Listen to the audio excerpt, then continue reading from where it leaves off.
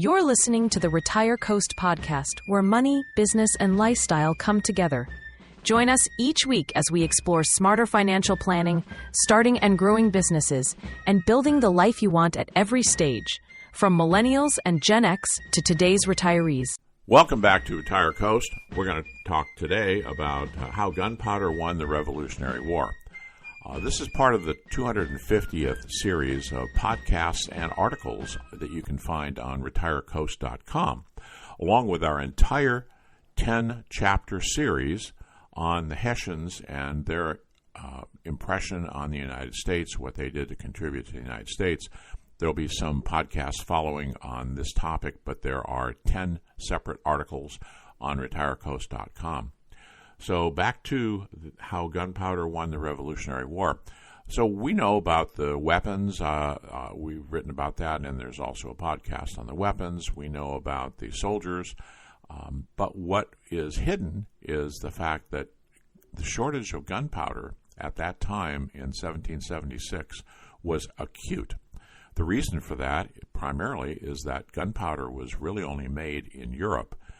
We didn't have any sources in the United States for some of the materials required to make it at the time, and the colonists were extremely short. As a matter of fact, Washington didn't think that we were going to win one of several battles because we didn't have enough. This article talks about how we acquired the gunpowder and how we learned to make it. Part of a major story that goes on through the 260th series about how innovation helped the United States grow.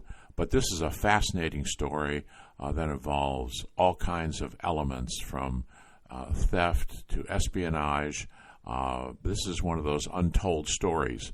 I think that you'll enjoy listening to the dialogue that follows that we have had created to explain this in a much clearer language for everyone. And I enjoyed it. I found a lot of things when I did the research that created this. I think you will too.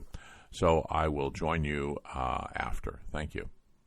Imagine a war where the soldiers have, all the guns they could possibly need, but absolutely no ammunition. Right. Like, the entire fate of a continent rests on an army that has nothing to actually shoot. It's hard to even picture. It is. And the only way to keep their rebellion from being crushed into dust by the greatest military empire on earth involves, scraping the filthy floors of cellars and boiling animal waste in backyard kettles and pulling off these audacious dead-of-night Caribbean heists. Right. It is a historical reality that sounds completely absurd to the modern ear. Totally absurd. But it's a logistical nightmare that strips away every romanticized image we have of how wars are fought and won and sustained, really. We are jumping straight into the stakes today because this is a special installment of our Deep Dive series. We're focusing on this fascinating piece of research from the RetireCoast 250th series about the founding of the United States. A really incredible series of documents. Right. And the mission today for us, for you listening, is to uncover the hidden, highly explosive, and honestly quite gross lifeblood of the American Revolution. Very gross. Because when we picture 1776, we usually picture George Washington looking incredibly stoic on a horse, right? The gleaming sword, yeah. Exactly. We see pristine flags waving in the wind. We see these perfectly polished muskets. But the actual story of American independence, the one conspicuously missing from those grand oil paintings, is a story of dirty chemistry. Dirty chemistry, desperate smuggling networks, and high-stakes industrial espionage. Yeah. It's the story of a massive supply chain shock. What's fascinating here is how a single chemical compound, just one highly volatile manufactured mixture, dictated military strategy, international diplomacy, and ultimately the survival of a fledgling nation. Just one compound? Just one. Without this one substance, the entire political revolution, the Declaration of Independence, the speeches at all, would have been little more than a loud argument before an inevitable execution. Okay, let's unpack this. Because to really grasp the sheer desperation of the American colonists, we have to look at the mechanics of this compound. We do. We have to go back way before 1776 to understand exactly what this explosive substance is, how it works, and where it came from. Right. Because the irony of its origin is that the people who invented it were looking for the exact opposite of a weapon. That's right. The story of black powder, which, we globally know as gunpowder, sure, It begins in ancient China, specifically during the Tang Dynasty, which spans from around 618 to 07 AD. Okay. And it wasn't discovered by generals or armorers. It was discovered by alchemists. Alchemists, right. These were practitioners deeply involved in both spiritual and physical sciences, and they were specifically searching for an elixir of immortality. Which is just incredible. I mean, you are combining earth elements, trying to find the precise ratio of ingredients that will allow the emperor to live forever, and instead, you invent the first chemical explosive in human history. The irony is pretty stark. It's like trying to figure out the perfect ratio of yeast and flour to make a health food bar, and accidentally finding a combination that instantly vaporizes the entire bakery. That perfectly captures the violent surprise of the discovery, really. They were experimenting with various minerals, primarily sulfur, charcoal, and saltpeter. Okay, sulfur, charcoal, and saltpeter. Right. And they found that a specific mixture created a violent, rapid combustible reaction. Now, it took a few centuries to refine the mathematics of that reaction. To dial in the recipe. Exactly. But the earliest surviving written formula we have appears in an 11th century Chinese military manual, the Wujing Zongyao. The Wujing Zongyao. Compiled during the Song Dynasty. Uh-huh. And the recipe they landed on remains the absolute gold standard for black powder. So, break down the chemistry of that recipe for us. The sources in the RetireCoast deep dive say it's a 3-part mixture. 75, 15, 10. Why those specific numbers? The recipe is 75% saltpeter, which is potassium nitrate, 15% charcoal, and 10% sulfur. To understand why those numbers matter, we have to look at the mechanics of combustion. Right. Charcoal and sulfur are the fuel. They are what actually burns. But fire requires oxygen, right? Yeah, of course. If you pack charcoal and sulfur into a closed bamboo tube or an iron cannon barrel and light it, it will just smother itself. Because there's no air in there. Exactly. Yeah. There isn't enough ambient oxygen in that confined space to sustain a massive fire. So it just chokes out. It just chokes out. And this is where the 75% saltpeter comes in. Saltpeter is an oxidizer. An oxidizer. At a molecular level, potassium nitrate contains a massive amount of oxygen. When you introduce heat like a spark, the saltpeter breaks down. Oh, I see. And it rapidly releases all of that stored oxygen directly into the fuel mixture. Oh, wow. This allows the charcoal and sulfur to burn at an incredibly accelerated rate, even inside a completely sealed iron tube. And when it burns that fast, it creates gas. A tremendous volume of hot, expanding gas, created in literally a fraction of a second. Right. And that gas has nowhere to go within the sealed chamber of a weapon, so it violently seeks the path of least resistance. It has to escape. It pushes outward with immense pressure, propelling whatever is in front of it, a lead ball, an arrow, a cannonball, out of the barrel at lethal speeds. It's brilliant, really. Ah. So once the Chinese unlocked the mechanics of this expanding gas, the technology didn't just stay isolated. No, absolutely not. They used it for fire arrows, early rockets, and eventually cannons. But how did this highly specific chemical knowledge make its way to the European empires that would eventually use it to dominate the globe? Well, a technology that dictates a monopoly on violence cannot be contained. It's just a historical rule. Yeah, that makes sense. Its global spread followed the major arteries of trade and conquest. The massive expansions of the Mongol Empire across Eurasia played a critical role in pushing this technology westward along the Silk Road. Okay, the Mongols pushed it west. Right. By the 13th century, you have brilliant scholars in the Islamic world getting hold of it.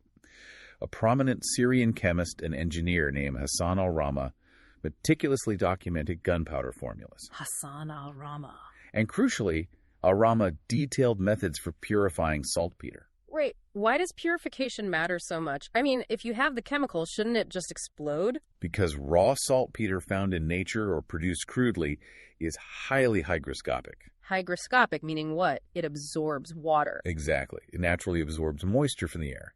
It also contains calcium and magnesium salts. Okay. If your gunpowder absorbs humidity, it clumps together, it won't take a spark, and your weapon misfires. It's useless. Ah, so you need it dry. You need it perfectly dry. Al-Rama's documentation of using wood ashes to purify the potassium nitrate was a massive leap forward in creating stable, weapons-grade powder that could actually be stored and transported over long distances. And from the Islamic world, it hits Europe in the 13th and 14th centuries. Yes, and it fundamentally rewrites the architecture of global power.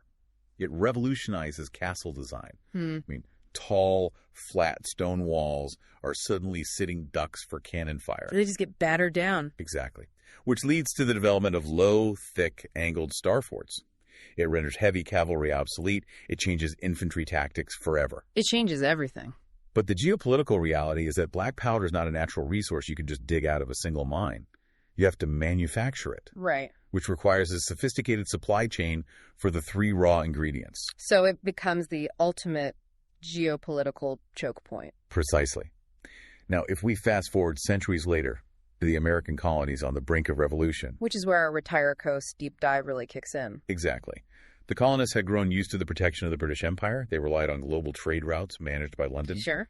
The British effectively controlled the flow of manufactured gunpowder into North America. And this reliance created a catastrophic vulnerability that set the stage for the military crisis of 1775.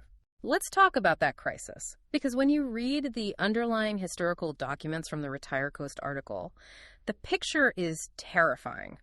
It really is. The colonies entered this massive conflict almost completely empty-handed. I mean, I always assumed they had stockpiles hidden away like secret armories, but the reality was they had practically nothing. Why didn't they manufacture their own powder? It all comes down to the economic system of mercantilism. Mercantilism. Okay, remind us how that works. The British Empire designed its colonial system so that the colonies would provide raw materials, things like timber, tobacco, indigo, Right. while relying entirely on the mother country for finished manufactured goods. The British heavily discouraged, and in some cases actively restricted, the development of major manufacturing hubs in the colonies. Including powder mills. Especially powder mills. The magazines, which were the local colonial storage facilities for civic defense, mostly just held decaying, degraded leftovers from the French and Indian War. Just garbage powder. Basically, the actual industrial knowledge of how to purify saltpeter and mill black powder at scale was practically a lost art in North America. And the British military commanders knew this. Oh, they were very aware. They weren't guessing. They looked at these increasingly rebellious colonists in Massachusetts and Virginia and realized they held the ultimate trump card. They didn't need to go door to door, starting a massive, bloody conflict by confiscating every individual farmer's musket. Because a musket without powder is just a very expensive, highly inefficient wooden club. That is exactly what it is. Right. So the British strategy was brutally simple. Turn the muskets into clubs by choking off the powder supply. And this is a critical historical correction that the sources highlight. We often talk about taxes on tea or the Stamp Act as the sparks of the war. Yeah, that's what we learn in school. But physical explosive powder was the true flashpoint. In late 1774, General Thomas Gage, the British military governor in Massachusetts, began sending troops on covert missions to seize powder from local arsenals. Like the one in Charlestown. Exactly. And down in Virginia, the royal governor, Lord Dunmore, ordered Royal Marines to remove the gunpowder from the colony's principal magazine in Williamsburg. In the dead of night, right? In the dead of night. If I put myself in the shoes of a colonist at that moment, the paranoia must have been suffocating. I mean, you already feel your political rights are being stripped away by a distant parliament. And then, under the cover of darkness, the military literally disarms your community. It immediately escalated the conflict from a political debate over taxation into a physical, existential threat. It became real. Very real. This tactic triggered what history calls the powder alarm of 1774, which actually happened months before the famous battles of Lexington and Concord. Oh, wow. I didn't realize it was that early. Yeah, British troops moved some powder near Boston, and the colonial communication networks just panicked. Rumors flew across the countryside that the British naval fleet had bombarded Boston and the war had started. And the response wasn't just a few guys writing angry letters, right? No, it was a massive, terrifying mobilization. Thousands of colonial militia members, some estimates say up to 4,000 men, dropped their plows, grabbed their weapons, and marched toward Boston. 4,000. That's a huge response. Huge. Now, the reports of violence turned out to be false, and the militias dispersed. But the powder alarm proved two things. To the British, it proved the colonies were capable of rapid armed mobilization. And to the colonists. To the colonists, it proved that whoever controlled the powder controlled their destiny. Which pushed the colonists to go on the offensive. If the British are taking the powder, we need to steal it back. Right. The RetireCoast piece details a major raid in December of 1774. patriots in New Hampshire essentially launch a preemptive strike against Fort William and Mary at Portsmouth. Also known as Jerry's Point. Jerry's Point, yeah. They stormed the fort, overpowered the small British garrison, and hauled away over 10,000 pounds of gunpowder. It was a highly coordinated, frankly treasonous act of theft that supplied the early patriot cause. Now, when you total up the raids like Jerry's Point, the hidden civilian caches, and what was left in the colonial magazines, the sources indicate the Americans managed to scrape together roughly 80,000 pounds of powder right at the beginning of the war. Correct. Now, as a civilian today, if you tell me we have 80,000 pounds of high explosives, I think, okay, we are heavily armed and ready to go. But you're telling me that is basically nothing. It's a mathematical illusion. 80,000 pounds sounds vast until you calculate the burn rate of an 18th century army. Okay, what is the burn rate? A standard infantry musket shot required about half an ounce of powder. If you have an army of 10,000 men and they are engaged in a pitched battle firing 3 rounds a minute, they are just chewing through it. They are consuming thousands of pounds of powder in a single afternoon. And that doesn't even factor in the artillery. Oh, right. Cannons. A single heavy cannon shot can use up to 12 pounds of powder. In a sustained siege or a naval bombardment, 80,000 pounds vanishes almost instantly. Which brings us to the terrifying reality George Washington faced when he arrived in Massachusetts in the summer of 1775. His absolute nightmare. He takes command of the newly formed Continental Army, which is currently laying siege to the British forces trapped inside Boston. Washington expects to find a capable, supplied army ready to drive the British into the sea. Right. Instead, he discovers he's commanding a mirage. Washington conducted a secret audit of the powder magazines around Boston and was utterly paralyzed by the results. The American position looked imposing from the hills, but it was an elaborate bluff. A bluff. They possess an average of about 9 rounds of powder per man. 9 rounds. 9 rounds. If the British commanders had known the actual physical inventory of Washington's magazines, they could have marched their infantry straight out of Boston, absorbed a single volley of American fire, and then bayoneted the entire Continental Army while they stood there with empty muskets. The anxiety Washington must have felt. I mean, he had to institute these draconian measures just to keep the illusion alive, right? He did. He ordered strict limits on any training fire. Wait, so the soldiers weren't allowed to actually shoot their guns to practice? Not at all. He lived in terror of the weather, knowing a bad rainstorm could seep into the tents and ruin the few dry barrels they had left. And here's where it gets really interesting. Because this sheer logistical desperation is what leads to one of the most fascinating and frankly jarring documents of the early war. It really is wild. The situation reached such a fever pitch that Benjamin Franklin, a man celebrated as one of the preeminent minds of the scientific Enlightenment, formally submitted a suggestion to the military leadership. He proposed that the American army should seriously consider arming themselves with bows, arrows, and pikes. Bows and arrows. See, when I read that in the sources, I couldn't tell if he was joking. I mean, we are talking about returning to medieval warfare. Was Franklin being romantic about medieval warfare, dreaming of Robin Hood, or was it truly that dire? It is easy to view it as an eccentric historical footnote, but it was actually a moment of cold, profound pragmatism.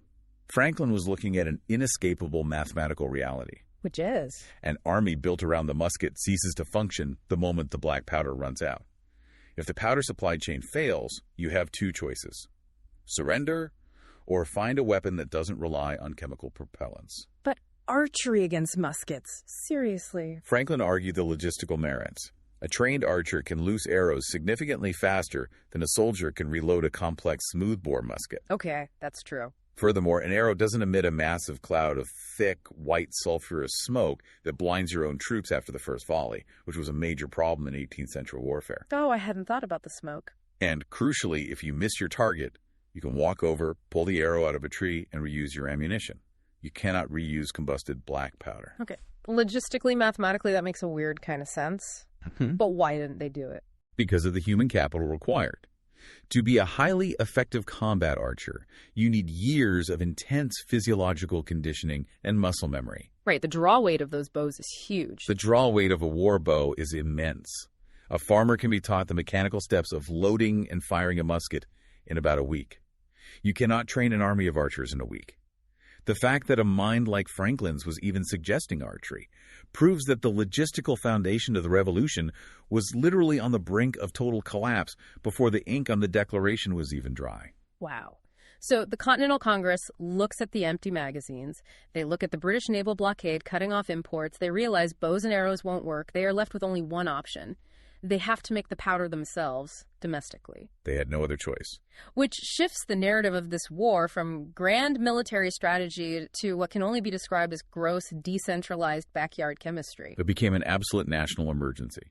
The political leadership realized the military could not solve this problem on its own. They had to mobilize the civilian population. How did they do that? The Second Continental Congress began aggressively printing and distributing pamphlets, sending them to local committees of safety in every colony, town, and farming community. They were pleading with households to become a massive, crowdsourced supply network for the raw ingredients of gunpowder. So let's look at sourcing those three ingredients in this DIY hustle. The 15% charcoal is easy. Very easy.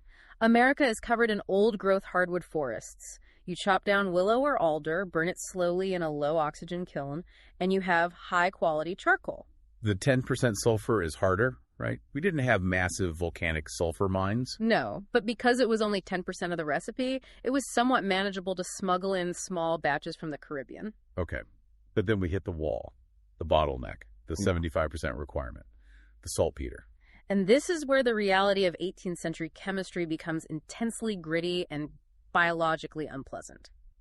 As we discussed, the American colonies did not possess major naturally occurring mineral deposits of pure saltpeter. They couldn't just dig it up. They couldn't mine it.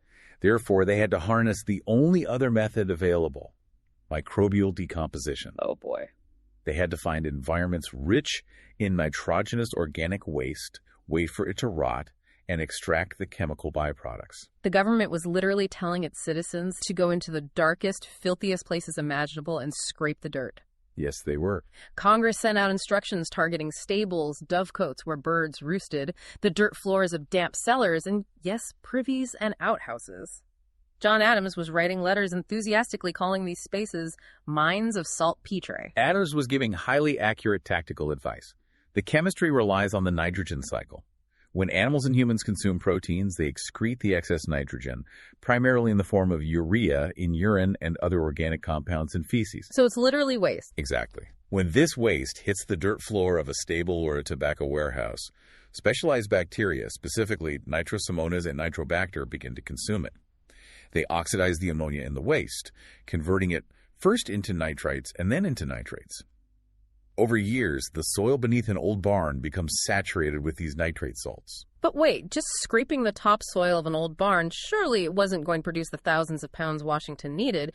If they really wanted to produce it in bulk, the pamphlets instructed citizens to build these things called niter beds. Niter beds, yes. I want you, the listener, to pause and just imagine receiving a government pamphlet today asking you to go into your backyard and build a massive, foul-smelling mound of rotting material to save the country. The instructions were highly specific and very sensory.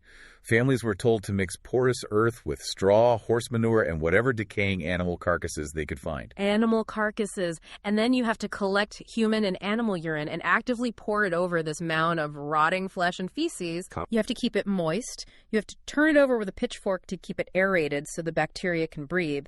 And you let it sit there for months. I have to push back here. How much could a single farm realistically produce doing this? It feels like you would need tons and tons of this rotting earth just to get a handful of powder. Was this niter bed campaign just political propaganda to make the civilians feel like they were contributing, or did it actually move the needle mathematically? It is a phenomenal question. And the harsh truth is that domestic niter beds were mathematically insufficient to sustain the entire war effort. I figured as much. A massive bed might only yield a few pounds of usable saltpeter after months of labor. However, it was absolutely not just propaganda. It mattered. It mattered immensely. In the desperate window of 1775 and 1776, before the international smuggling routes were fully established, every single ounce mattered. The domestic production bridged a critical gap that prevented the army from completely folding. Let's talk about the extraction. You have this pile of nitrate-rich dirt. You can't just shove dirt into a musket.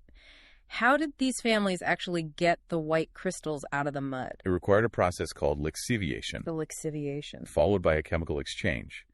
The laborers would take this noxious earth and put it into large wooden hoppers or vats with holes in the bottom. They would pour water over the top. As the water seeped through the dirt, it dissolved the highly soluble nitrate salts. Like making a really gross pot of coffee. That's a very accurate analogy. The muddy liquid that drained out the bottom was collected, but at this stage it was mostly calcium nitrate, which isn't ideal for gunpowder because it absorbs too much moisture. So you have to alter the chemistry. Exactly. To convert it into potassium nitrate, they added wood ashes to the liquid. Hardwood ashes contain high levels of potassium carbonate, historically known as potash. Oh, potash. I've heard that term. When you mix the potassium carbonate with calcium nitrate solution, a chemical reaction occurs. The calcium bonds with the carbonate and falls to the bottom of the vat as a solid, chalky sludge. What remains dissolved in the liquid is the prize, potassium nitrate. And then comes the boiling. They would shovel this strained liquid into massive iron kettles and build a roaring fire underneath it. They would boil it for hours, constantly skimming the foul scum off the top. It must have smelled horrific. As the water slowly evaporated, the solution became supersaturated. Finally, as it cooled, these delicate, needle-like white crystals would precipitate and form along the edges of the kettle. That was the saltpeter. It is astounding. I mean, it's basically crowdsourcing a weapon of mass destruction using farm waste, wood ash, and cast iron soup kettles. If we connect this to the bigger picture, it fundamentally democratized the war effort. We have this historical habit of viewing the revolution solely through the lens of uniformed men on battlefields and wealthy politicians in state houses. Right, the founding fathers. But this chemical crisis required a mobilization that crossed all gender and class lines. Women managing households and farms, indentured servants hauling dirt, local printers distributing the chemistry manuals, they became the decentralized industrial base of the rebellion. Every pound of saltpeter a family managed to crystallize kept a Continental soldier armed for another week. It's a profound shift in perspective. But having a jar of white crystals is only step one. You still have to combine the saltpeter with the charcoal and the sulfur to make the final black powder. Which is the most dangerous part. Right, and you have to do it on an industrial scale without accidentally blowing yourself and your town off the map. Which brings us to America's first and arguably most terrifying foray into heavy manufacturing, the deadly powder mills. Processing black powder on a massive scale in the 18th century was essentially a high-stakes game of industrial Russian roulette. You were taking 3 highly combustible, friction-sensitive ingredients, and you are grinding them together under thousands of pounds of pressure. The Continental Congress aggressively funded the construction of these mills. A prominent early example was the massive Frankfurt mill near Philadelphia, owned by a businessman named Oswald Eve. Break down the mechanics of a mill like Frankfurt. If I walk into this building in 1776, what exactly am I looking at? Well, these mills were heavily reliant on geography. They had to be situated on rivers to utilize water wheels, which provided the immense kinetic energy required. Inside the mill, the core mechanism was usually an edge runner. An edge runner? What's that? Picture massive, incredibly heavy circular stones, weighing several tons, positioned vertically, so they roll around in a circular trough, much like a wheel on a road. Like a giant mortar and pestle? Precisely. The laborers would take the purified saltpeter, the charcoal, and the sulfur, and shovel them into this trough, directly into the path of these giant crushing stones. Now, the absolute greatest enemy in a powder mill is friction. Because friction makes heat. If dry powder is crushed under a stone, the heat of the friction will ignite it instantly. To prevent this, the workers had to constantly add water to the mixture, creating a thick, wet slurry. The heavy stones would grind this wet slurry for hours, ensuring the 3 ingredients were mixed at a microscopic level. A wet slurry of high explosives. But even wet, the danger was ever present, right? The safety measures the sources describe are mind-boggling. The danger was absolute and unforgiving.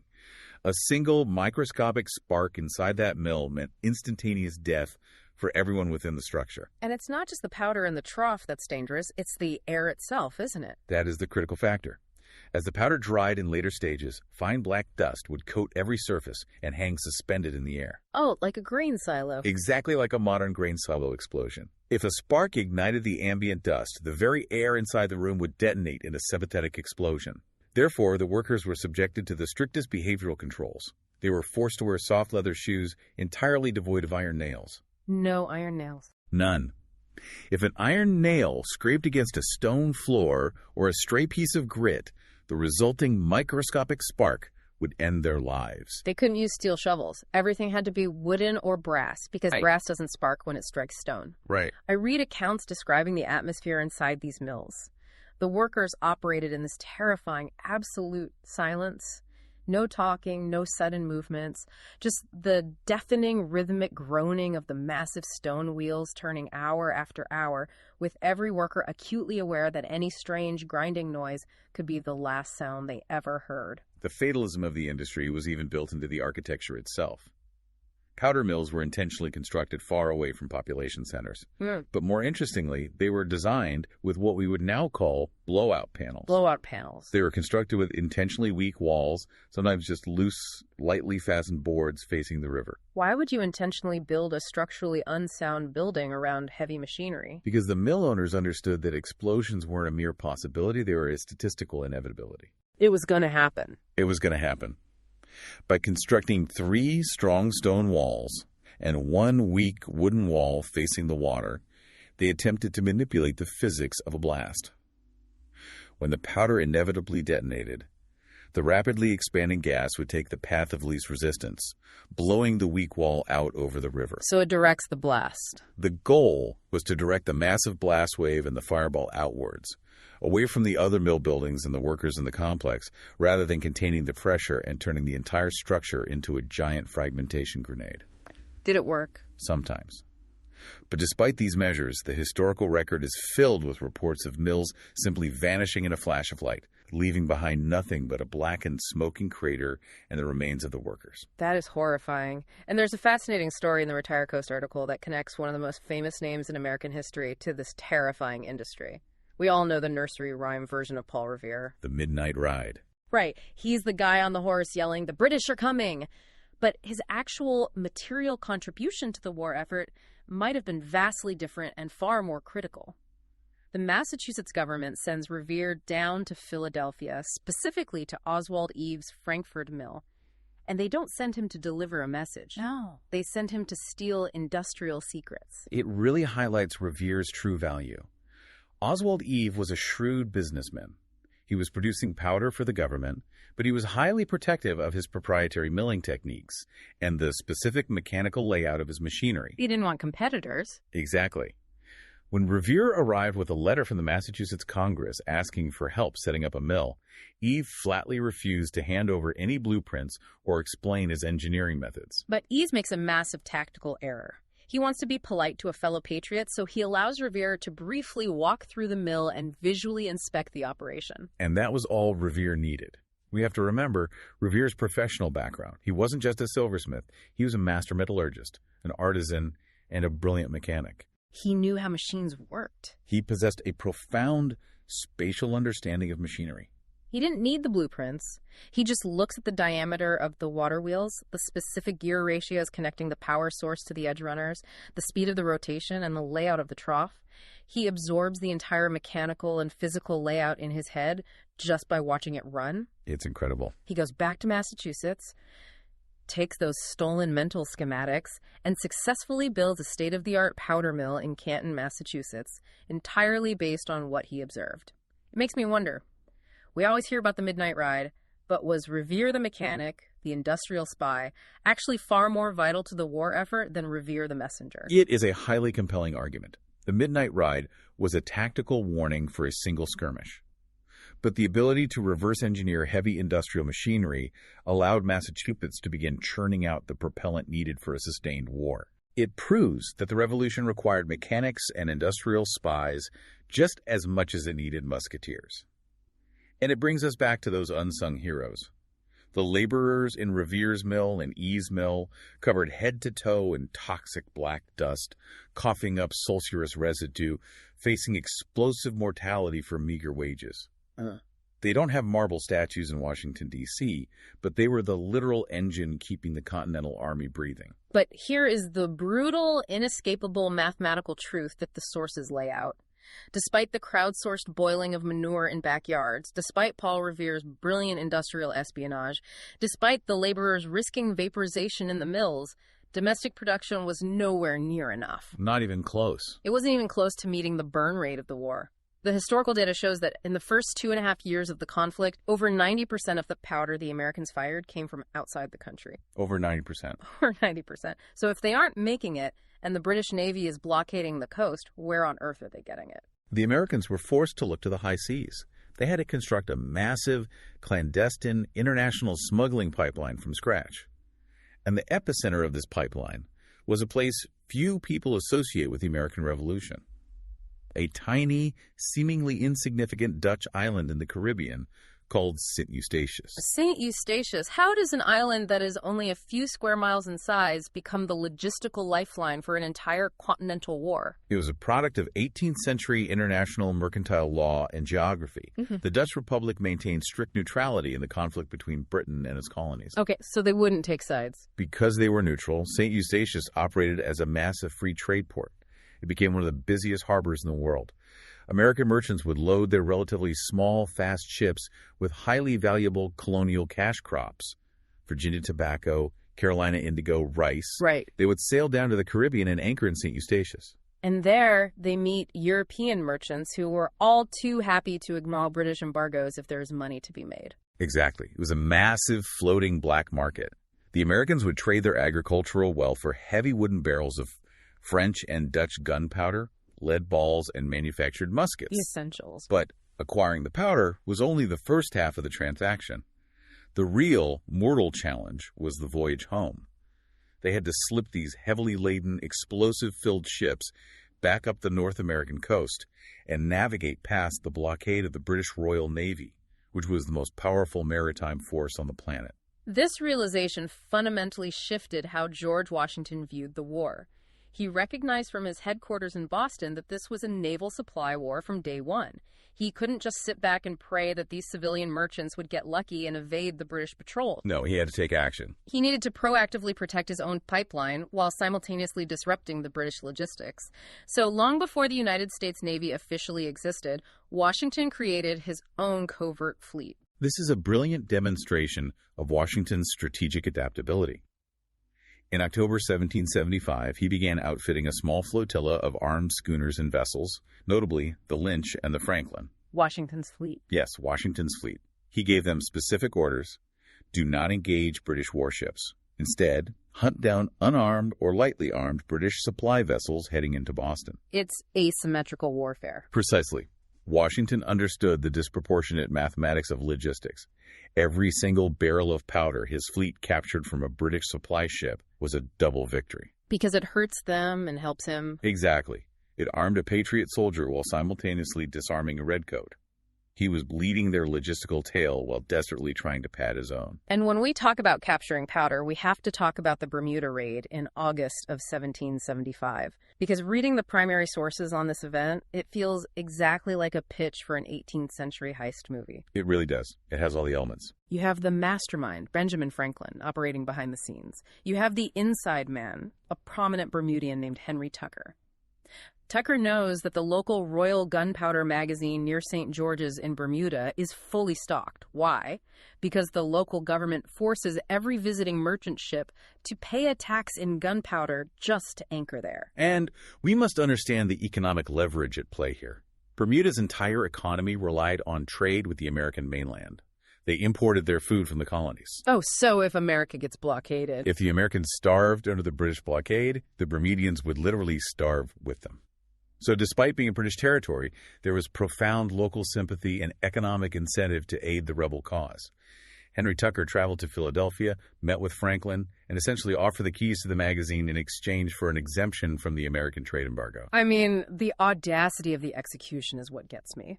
On a dark, humid night in August, a crew of American sailors and local Bermudian conspirators sneaks up to the powder magazine. And they don't just quietly grab a few small pouches and run. No, they take it all. They physically roll over 100 heavy, massive barrels of gunpowder out of the magazine, literally right under the nose of the sleeping royal governor, George James Brewer, who is in his residence just a short distance away. They roll these barrels down the hill, load them onto small whaleboats, row them out through the surf to waiting American ships, and vanish into the open ocean before the sun comes up. It is a phenomenal narrative of espionage and theft. But what makes it historically significant, what elevates it from a good story to a pivotal moment, is tracking what actually happened to that specific stolen powder. Where did it go? The logistical records indicate that a significant portion of the powder from that Bermuda heist made its way directly to George Washington's troops outside Boston. It provided the critical propellant needed to maintain the siege and eventually force the British evacuation. And it didn't just stop in Boston. No, the web was vast. Later, portions of that exact same stolen Bermudian powder were transported hundreds of miles south and were actively used by Patriot forces to defend Charleston, South Carolina, against a major British amphibious invasion in June of 1776. At the Battle of Sullivan's Island. Yes. That is wild. The exact same barrels stolen in a Midnight Island heist saved the Northern Army in Boston and then physically saved the Southern Army in Charleston. It perfectly illustrates the central thesis of our deep dive. Gunpowder was the physical connective tissue that linked these highly disparate, culturally divided colonies. An action taken by a handful of conspirators on a tiny island in the Atlantic directly dictated the military survival of armies in New England and the Deep South. The American Revolution was not just a sequence of isolated local skirmishes. It was a vast, highly sensitive, interconnected logistical web. But as vital and thrilling as these heists and smuggling runs through St. Eustatius were, the Continental leadership knew they were just slapping Band-Aids on a massive gunshot wound. To actually win a prolonged continental war against the industrialized might of the British Empire, the Americans needed a superpower in their corner. They needed massive state-sponsored industrial support. Right. And that opens the door to the shadowy, complex world of covert European diplomacy. The Americans, particularly diplomats like Franklin and Silas Deane, knew that the Kingdom of France was the key to victory. France had suffered a deeply humiliating defeat to Britain a decade earlier in the 7 Years' War, what the colonists called the French and Indian War. So they wanted revenge. They had lost massive territories and were eager for geopolitical revenge. They desperately wanted to bleed the British Empire. But they couldn't just openly declare war, right? Exactly. The French king, Louis XVI, and his ministers were highly cautious. They wanted to arm the Americans, but they dreaded an open, formal war with Britain if the American rebellion turned out to be a disorganized failure that would be crushed in 6 months. It was too politically and financially risky to back a losing course. So they engaged in what modern geopolitical analysts would recognize perfectly: a state-sponsored proxy war. They set up a black ops, a covert, deniable supply channel. And the man they put in charge of running this massive intelligence and smuggling operation is Pierre-Augustin Caron de Beaumarchais, who famously is a French playwright. Yes, a playwright. He wrote The Barber of Seville and The Marriage of Figaro. This is the 18th century equivalent of the CIA putting a Broadway director like Lin-Manuel Miranda in charge of a covert arms smuggling ring to overthrow a foreign government. It sounds utterly absurd on the surface, but Beaumarchais was incredibly well suited for the role. Beyond his theatrical success, he was a very savvy political operative, a court insider, and a passionate ideological supporter of the American cause. He convinced the French and Spanish governments to secretly provide millions of livres in funding to establish a massive front company. Money laundering in the 1770s. Precisely. He named the fake company Rodrigue Hortales and Company. Through this fictitious mercantile enterprise, Beaumarchais laundered massive amounts of decommissioned French military weapons, uniforms, tents, artillery, and most importantly, thousands of tons of high-grade French gunpowder. Thousands of tons. He loaded them onto merchant ships and funneled them across the Atlantic to the Americans, all while the French government officially denied any involvement to the furious British ambassadors in Paris. And this covert French powder directly sets up the turning point of the entire war. The Battle of Saratoga in the fall of 1777. The Americans surround a major British army in upstate New York and win a massive, decisive victory. But the RetireCoast research makes a very specific mechanical point here. A crucial point. The American forces only won at Saratoga because their cartridge boxes were filled with the smuggled French powder provided by Beaumarchais. So what does this all mean? Let's play out a historical thought experiment. If the playwright Beaumarchais doesn't set up that fake front company, does Saratoga happen? And if Saratoga doesn't happen, does the whole revolution fold? This raises an important question, and it is a phenomenal exercise in understanding causality. Let's trace the loop. Without the massive influx of covert French powder from Rodrigue Hortales and Company, the American army at Saratoga simply runs out of ammunition after the first few hours of fighting. Right. A besieged British army, realizing the Americans can no longer shoot, breaks out of the trap and routs the Continental forces. The Americans lose the battle. And if the Americans lose Saratoga, the news reaches Paris. The cautious French government looks at the rebellion and concludes they have no chance of winning. We are shutting down the Black Ops, and we are certainly not going to formally declare war on Britain to save them. So the French walk away. Without the victory at Saratoga, there was no formal Treaty of Alliance in 1778. Without the alliance, there is no French Navy to trap the British at Yorktown years later. No Yorktown means no independence. The causal loop is undeniable. The covert gunpowder supply chain produced the victory on the battlefield, and that battlefield victory produced the diplomatic alliance that won the war. It proves that gunpowder was not just a battlefield supply. It was the ultimate diplomatic weapon. It physically proved to the European powers that America had the capacity to fight a conventional war. Right. And it realized the absolute worst underlying fears of the British High Command. The British generals knew they could use bayonets to disperse an unruly mob. They knew their navy could capture any coastal city. But their strategic nightmare was that a disorganized mob would transform into a sustained, resupplied, conventional military force. Exactly. An army that could fire a massive volley, absorb a counterattack, retreat in good order, resupply their cartridge boxes, and stand up to fight again the next day. French powder turned that nightmare into a reality. But getting that French powder to the American shores was only half the battle, because once it's off the boat, you have to physically move it from the ports to the muskets across a war-torn continent. Which was a logistical nightmare. It impacted every single person in the colonies. Let's talk about the unsung workforce and the sheer nightmare of moving this dangerous cargo. Moving black powder in the 18th century was treacherous and exhausting. As we established, the chemical is highly sensitive to moisture. It has to stay dry. If it gets wet, it doesn't just fail to ignite. The constituent chemicals can separate, permanently ruining the batch. George Washington's surviving letters to Congress are filled with constant agonizing complaints about rain destroying his precious supplies because they lacked adequate canvas tents and waterproof storage facilities. And they are moving it on wagons, right? Over deeply rutted, muddy dirt roads that turned into impassable swamps in the spring. They are hauling heavy wooden barrels and wooden carts with no suspension, constantly terrified that the friction of the iron wheels on rocks might generate a spark, all while trying to avoid highly mobile British cavalry patrols. And we can't forget, having a barrel of powder doesn't mean a soldier can shoot a redcoat. The RetireCoast article explicitly details what they call the full ammunition problem. Yes. A soldier needed an entire complex firing system. Powder is useless without the delivery mechanism. You need massive amounts of lead and molds to cast that lead into uniform spherical musket balls. You need specialized, durable cartridge paper. Soldiers didn't pour powder directly from a horn in the heat of battle. They bit open pre-rolled paper tubes that contained the powder and the ball. Right, literally where the phrase "bite the bullet" comes from. Exactly.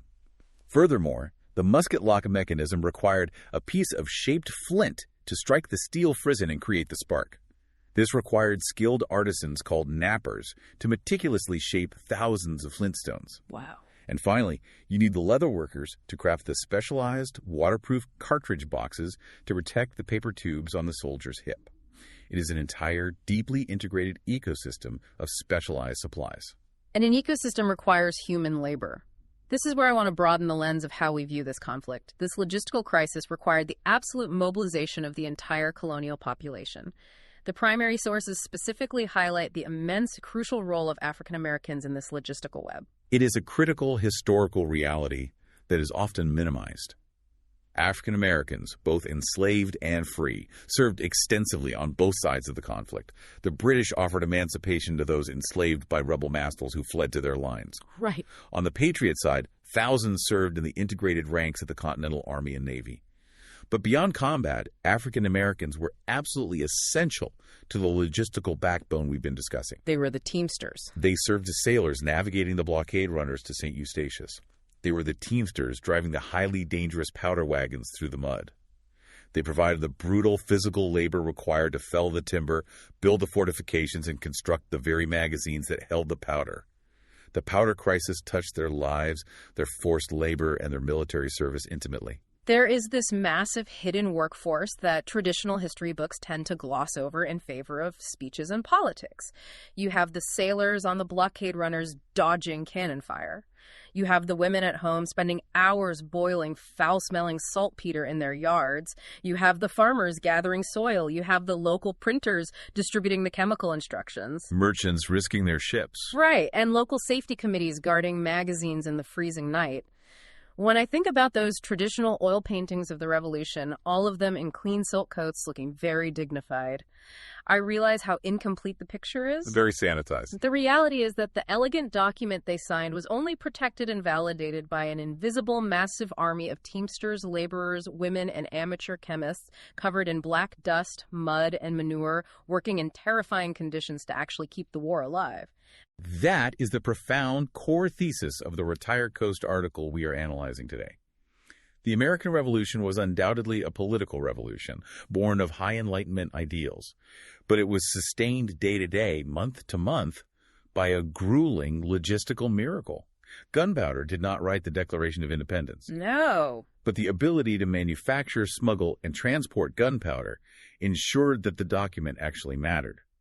Without the grim reality of logistics, the high-minded ideas would have been violently and permanently erased by the British military. We are going to pivot dramatically here, because the irony of spending all this time talking about colonists boiling dirt in 1776 is that our relationship with this exact same chemical compound, potassium nitrate, is completely unrecognizable today. It's a completely different world. From the battlefield to the bathroom. The evolution of this chemical is honestly mind-blowing. The technological shift in how humanity produces and utilizes potassium nitrate is one of the most remarkable transformations in the history of industrial chemistry. We no longer rely on desperate Petermans scouring the dirt floors of caves, or citizens rotting organic waste to let microbes slowly do the work over several months. Right, no more niter beds. The production of saltpeter has moved entirely away from biological decomposition and into the realm of advanced massive-scale synthetic chemistry. So how do we make it now? Walk me through the modern process, and please tell me it doesn't involve ammonia and stables. Thankfully, no biological waste is involved. Today, potassium nitrate is synthesized continuously in massive industrial facilities through a highly controlled chemical exchange reaction. The most common method involves taking two distinct compounds, potassium chloride, which is a common salt mine from the earth, and sodium nitrate. Okay, so we have these two separate chemical salts. How do they become potassium nitrate? Let's break down the ion swapping here. Think of it like a highly structured dance floor where two couples are dancing. Okay, I like that. You have potassium paired with chloride, and you have sodium paired with nitrate.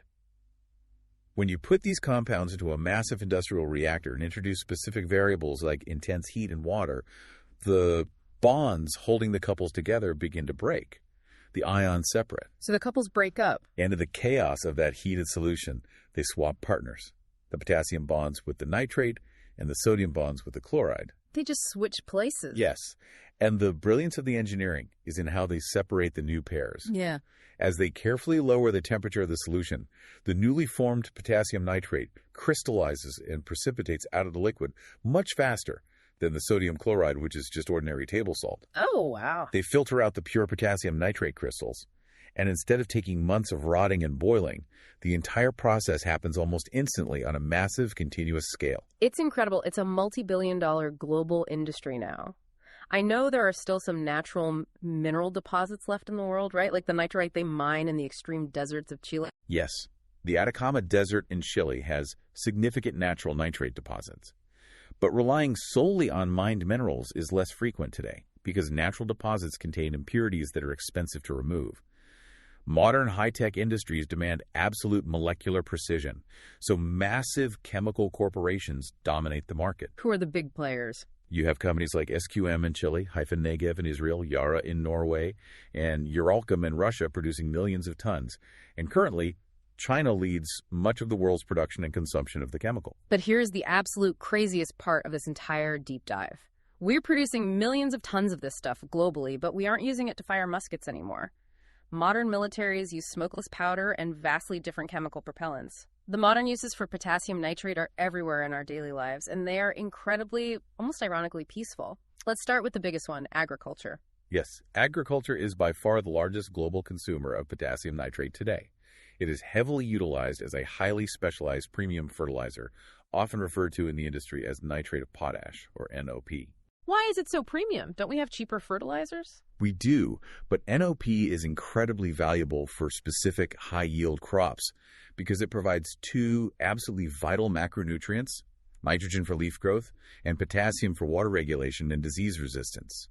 But crucially, it delivers these nutrients without adding any chloride to the soil. Ah, I see. Many cheaper fertilizers use potassium chloride, but sensitive high-value crops like tomatoes, strawberries, citrus fruits, and almonds are highly sensitive to chloride toxicity.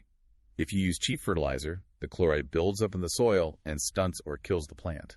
Potassium nitrate feeds the plant perfectly without salting the earth. So the exact same chemical explosive that propelled lead balls through the air and killed soldiers at Bunker Hill is now precisely engineered to grow the strawberries sitting in my refrigerator. That is a wild historical pivot. But it gets even better. Let's talk about solar energy. This is perhaps one of the most brilliant modern engineering applications. We're talking about concentrated solar power plants.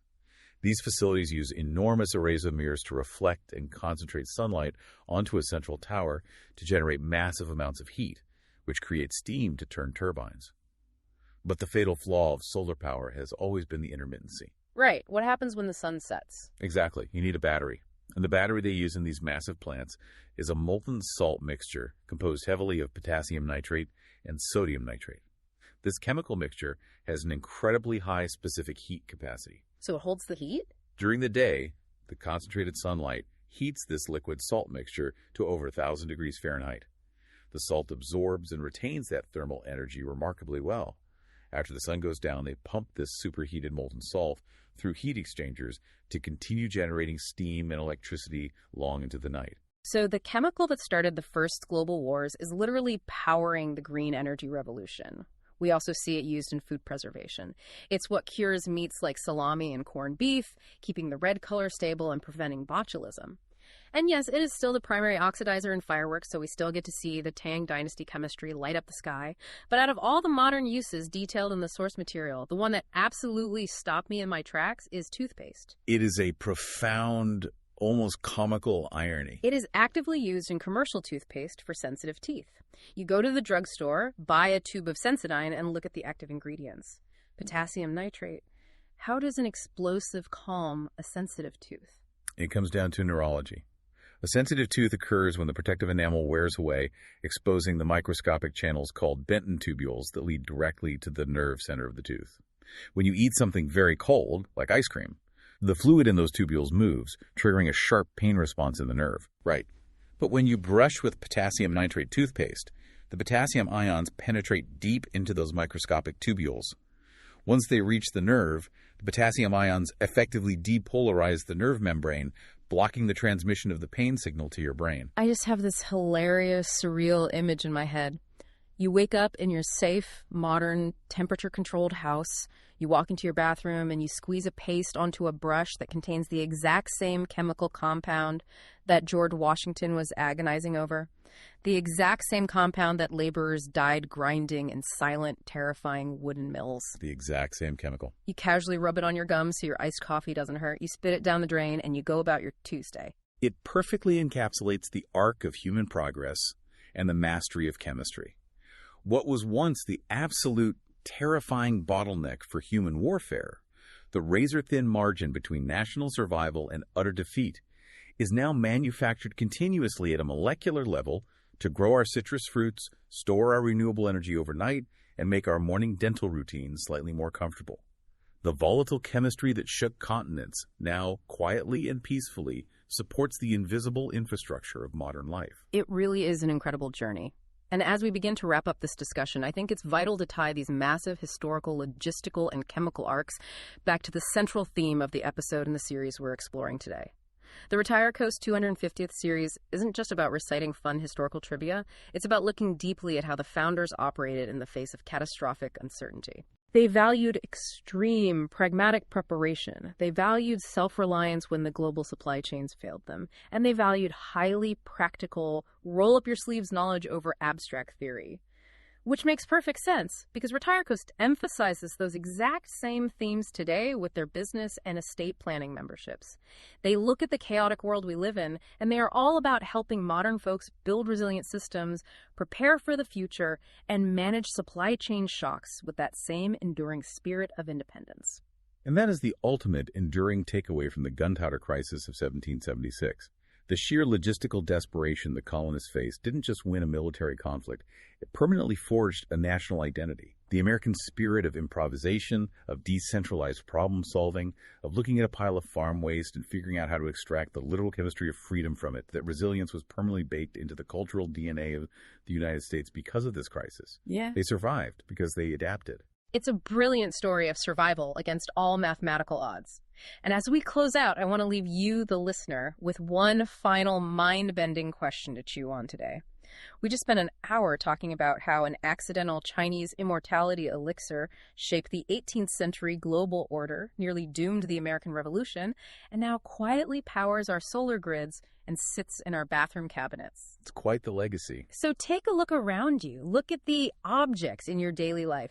What completely mundane, overlooked material sitting in your house right now, maybe sitting under your sink or stacked in your garage or woven into the shirt you are wearing, might dictate the survival of an entire civilization 250 years from today. Think about that. Thank you so much for joining us on this deep dive, and please keep questioning the hidden history behind the everyday world around you. I hope you enjoyed this presentation about gunpowder and how it helped win the Revolutionary War. Please listen to our other podcasts on the 250th series. Remember, July 4th, 2026 is the 250th anniversary. Also, check out our many articles on these topics around the 250th at RetireCoast.com, and check out our entire series on the Hessians. You could be related to one. Well, thank you for coming, and I appreciate it, and we'll see you the next time.